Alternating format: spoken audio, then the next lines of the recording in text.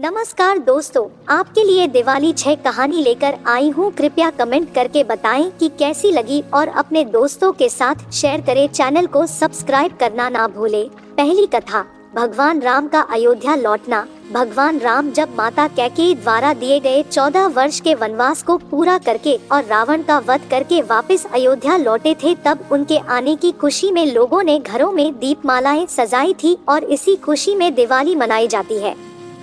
दूसरी कथा, लकड़हारे की नासमझी।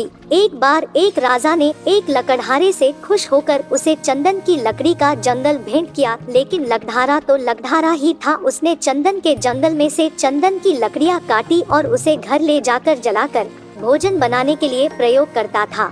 जब राजा को यह बात अपने गुप्तचरों से पता चली तो उन्हें समझ आया कि पैसा सिर्फ मेहनत से नहीं, बुद्धि से भी हासिल किया जाता है। इसलिए दिवाली के दिन मां लक्ष्मी के साथ भगवान गणेश जी की भी पूजा की जाती है, ताकि व्यक्ति को धन के साथ साथ उसे प्रयोग करने की योग्यता भी मिले। तीसरी कथा, लक्ष्मी जी और साहूकार की कथा। एक साहूकार था जिसकी बेटी हमेशा पीपल के पेड़ पर पानी चढ़ाने जाती थी।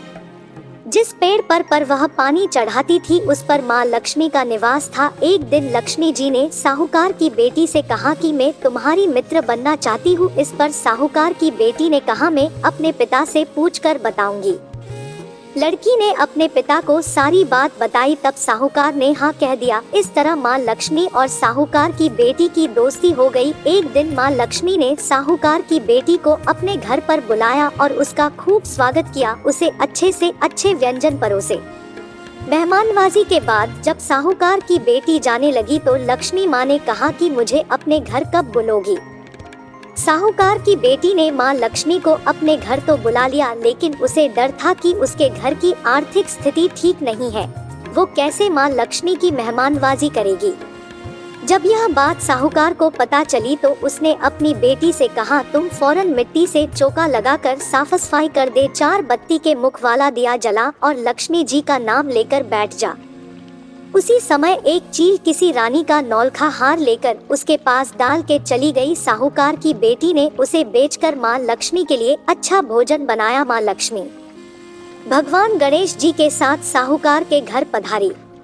साहूकार और उसकी बेटी ने उसका खूब स्वागत किया। इस खातिरदारी से प्रसन्न होकर माँ लक्ष्मी ने उन्हें आशीर्वाद दिया और साहूकार बहुत अमीर बन गया। चौथी कथा, राजा इंद्र और बलि की कथा। एक बार देवताओं के राजा इंद्र से डरकर राक्षस राजा वाली कहीं जाकर छुप गए। राजा इंद्र उन्हें खोजते खोजते एक खाली घर में पहुँचे। वहाँ राजा बलि गधे के रूप में छुपे हुए थे। दोनों की आपस में बातचीत होने लगी। बातचीत चल रही थी कि इतने में राजा बलि के शरीर से एक स्त्री बाहर निकली। जब देवताओं के राजा इंद्र ने उनसे पूछा तो स्त्री ने कहा, मैं देवी लक्ष्मी हूँ, स्वभावश एक स्थान पर टिककर नहीं रह सकती, लेकिन मैं उस स्थान पर स्थिर होकर रहती ही जहाँ सत्य, दान, व्रत, धर्म, पुण्य, पराक्रम, तप आदि रहते हैं।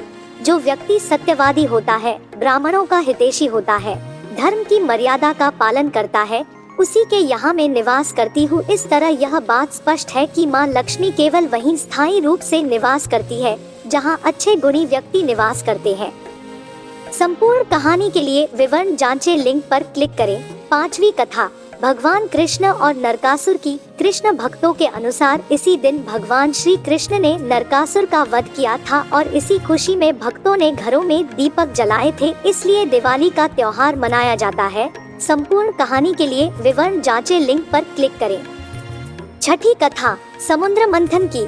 जब भगवान विष्णु ने नरसिंह रूप धारण कर हिरण्यकश्यप का वध किया था और उसी दिन समुद्र मंथन भी हुआ था। इस समुद्र मंथन से माँ लक्ष्मी और धन्वंतरी प्रकट हुए थे और इसी वजह से भी दिवाली का त्योहार मनाया जाता है।